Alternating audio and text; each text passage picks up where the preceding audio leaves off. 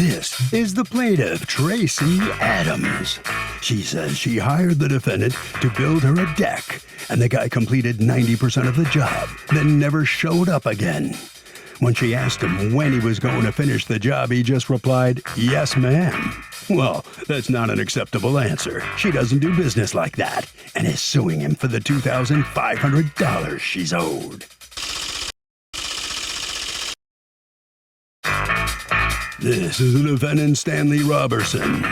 He says he's a craftsman who has been building decks since he was 9 years old. He completed the plaintiff's job. The deck looks fantastic, and this lady's now trying to get him to do extra work, which wasn't included. He refuses, and when she said she was going to take him to court, he said, "Yes, ma'am." He's accused of decking a customer. All parties, please raise your right hands. Welcome back to the People's Court. Next case on the docket, the plaintiff says she made a huge mistake hiring the defendant to build her a deck because the guy did about 90% of the work and just disappeared. But the defendant says that he's been building decks since he was 9 years old. He completed this lady's job and he's not giving her back a cent. It's the case of what a deck. Thank you, Douglas. You're welcome. All right, Ms. Adams, you hired Mr. Robertson to do a deck in your backyard? Yes, ma'am. How did you know about him? I was referred to him by my uncle. And how did your uncle know about him? Because he had done work for your uncle, or? Yes, ma'am. He does work for my uncle and my uncle's neighbor and a couple of other people that my uncle knows. Okay, because he's kind of young. How old are you? Not that there's anything wrong with that, Mr. Robertson, but how old are you? 23. To have built up such a reputation so quickly in the neighborhood, with all these people knowing his work is, pretty prolific. Let me ask you something. What did you have a written contract with her, Mr. Robertson? Yes, ma'am. Yes, we did. Okay. And in the written contract, he's supposed to do what? Build a 12 by 12 deck with ceiling and 3 steps. And I asked him for the lattice fence to go around in the stain. Okay, so let's talk about the contract. It says framing a 12 by 12 deck with 2 by 4s, 2 by 6s, 2 by 2s, and 4 by 4s. A tin roof with 3 steps and railing added around. 2 ceiling fans with an outlet on every wall. Total job cost, labor and materials, $6,050. Deposit of $4,650 and due on completion $1,400. Yes. Wow, you get a lot up front, Mr. Robertson. When you say he was supposed to, well, there's 2 things you're mad about. He does the deck, but according to you, he's supposed to do lattice work and he's supposed to stain it. Is that correct? Yes, ma'am. Why isn't that in the contract then? I didn't look at the contract till that night, and I called him, and he said that I put it in the contract, Miss Adams. I said, okay. I said, you notice what I asked you for? So he came back later on that day, and I gave him cash. Wait, where is it in the, wait, hold on. So did you do a new contract that included it? No, ma'am. All right, watch this. Mr. Robertson, was staining and lattice work included? No, ma'am. See, that's what happens, you see? Now, you do admit that at some point you said you'd throw in the... yeah, that's fine. It's your word against his now, because this is why it's so important to have a contract. The contract is supposed to spell out everything that everybody wants. Otherwise, then you have a swearing match in court about what it was that the contract included. Because if it was included, it'd be there. Since it's so specific, 2 by 4s, 2 by 6, it says everything. So why wouldn't the 2 things you want also be there? Now, did you ever get a call that night with her saying, wait a minute, this doesn't include the stain in the lattice, Mr. Robertson? No, ma'am. Okay. He's lying, Your Honor. Now, but you, Mr. Robertson, do admit that you say to her that you'll throw in the lattice work, didn't you? Your Honor, when I got there to drop off all the material and start framing up the bottom of the deck, she asked me what would go around the bottom. I said we did not discuss that. So with the lattice being the way the price it was today, I said no problem, Miss Tracy. I can throw that in on my end. The labor. On my end. Meaning the labor? No, meaning I was just gonna put it for her. I was just gonna do it for her. Since we never talked about what was going at the bottom of the deck. Right, you were gonna do it for her, and who was gonna pay for the materials? I was. Oh, really? Okay. Out of my money. And how many He's lattice? lying, Your Honor. How many Your Honor, people? if you can look on my text Ms. message, Adams, you can Ms. see. Adams, stop screaming. Wait a second. I just have a loud tone of voice, Your Honor. That's Me all. too. I got a really loud one too, but you're interrupting is the problem. I'm All right, sorry. Mr. Roberson.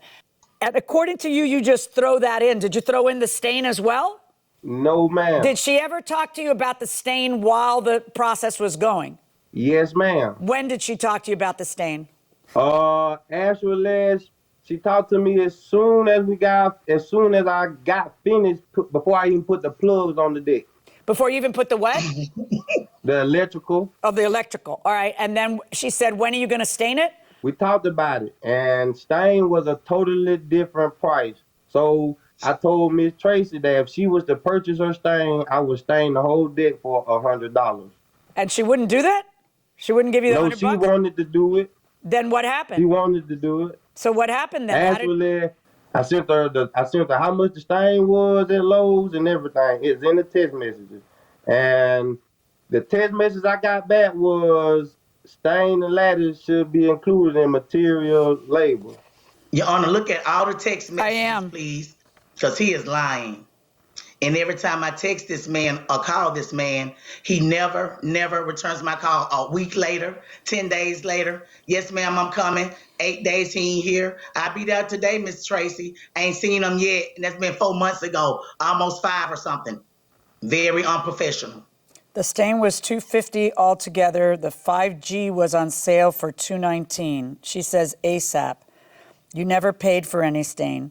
Lattice, yes, but no stain. Okay, don't worry about it. I'm done. Just refund my lattice. I'm not going back and forth with you. Like I said, I need my refund ASAP. Look at the dates, Your Honor. Look how long it take him back to reply to me a week later, 5 days later, and all that stuff. Yeah, you got a low tolerance for contractors. All right. Yes, ma'am. Put the lattice and stain on the deck. Yes, ma'am. Yes, okay. That's September 27th. September 29th. Hey, Tracy, babe. Oh, that doesn't sound like him. Ain't forgot, just don't want to get in the rain.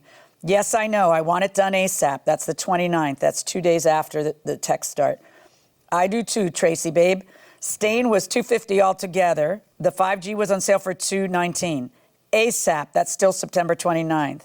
And then October 8th, you never paid for any stain. The lattice, yes, but no stain. And to that, you respond, give me back my money. I paid over $6,000, but it's good now. I want a refund. I want it tomorrow. I don't get it. Like, what was your point, that he was supposed to pay for the stain? That's not even in your contract? So why when he says you never paid for any stain, the lattice, yes, but no stain, why wouldn't you say how much was the stain and reimburse him so he could buy it? No, Your Honor. And then he came back to me that same day. If you look at, I gave him $200 for the stain. After I gave this man $27.50 down as initial deposit, I have a receipt that I submitted to the court on the very same day, July the 18th, for $200 that I gave him cash. Yes, ma'am. For what? He told me that for what? Evening.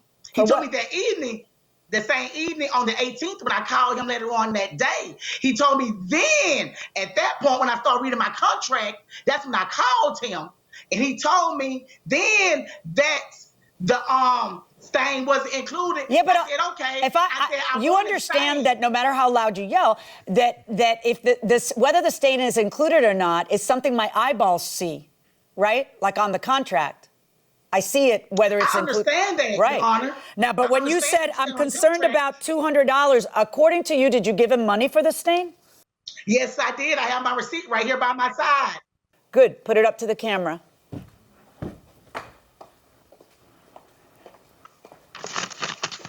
Okay, that says $718, $200. It doesn't say anything. It says fence repairs, it doesn't say anything about stain. But look, Your Honor. Yeah. This $200 receipt. Yeah, does it say stain? Where's the word stain? I want to explain. It did, Your Honor. This man is a fast talker. He's a scammer. He's not a fast talker. They say yard work, and fence. But this is my proof I have, and this is what it is. He is lying, Your Honor. I went from the state of Alabama to the Department of business.